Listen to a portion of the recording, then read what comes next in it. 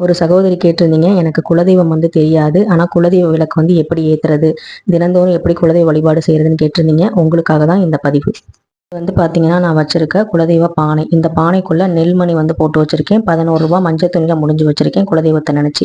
அதுக்கு மேல ஒரு மண் தட்டு வச்சிருக்கேன். அதுக்கு மேல தான் குலதெய்வ விளக்கு ஏத்துறேன்.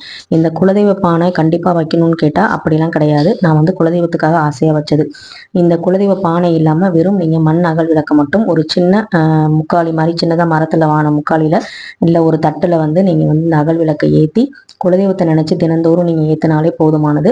அதுக்கு நீங்க நெய்வேத்தியமா பார்த்தீங்கன்னா, கல்கண்டு இல்ல பசும்பால் இந்த மாரி வச்சுக்கலாம். எந்த பூஜை செய்யறதுக்கு முன்னாடியும் இந்த குலதெய்வ விளக்க கண்டிப்பா நீங்க ஏத்திட்டு, அதுக்கப்புறமா நீங்க மற்ற பூஜைகள செய்யுங்க. குலதெய்வம் தெரியல, நாங்க என்ன பண்றது அப்படின்னு கேட்டிருந்தீங்க இல்லையா? குலதெய்வம் யாருக்கெல்லாம் தெரியலையோ அவங்க முருகப்பெருமான தன்னுடைய குலதெய்வமா ஏத்துக்கலாம். அதுல ஒண்ணுமே தவறு கிடையாது. குலதெய்வம் தெரியாதவங்க முருகப்பெருமானையும் இல்லைன்னா காமாட்சி அம்மனையும் பார்த்தீங்கன்னா நம்ம குலதெய்வமா ஏத்துக்கலாம். ஸோ உங்களுக்கு எந்த தெய்வம் ஏத்துக்கணும்னு தோணுதோ நீங்க செய்யலாம். இல்ல குலதெய்வமே தெரியல, நான் அகல் மூலமாவே நான் வழிபாடு செய்யறேன் அப்படின்னா, ஒரு மண் அகல் விளக்கை ஏத்தி அது மூலமா நீங்க குலதெய்வத்தை வழிபாடு செய்யலாம். இப்ப குலதெய்வமே தெரியாதவங்க, குலதெய்வ வழிபாடு எப்படி செய்யணும்னு நினைக்கிறவங்க, குலதெய்வ பானை வைக்கணும்னு நினைக்கிறவங்க, குலதெய்வத்திட்ட பேசணும்னு நினைக்கிறவங்க, நம்முடைய குலதெய்வம் அப்படிங்கிற பிளேலிஸ்ட்ல நான் கொடுத்துருக்கேன்.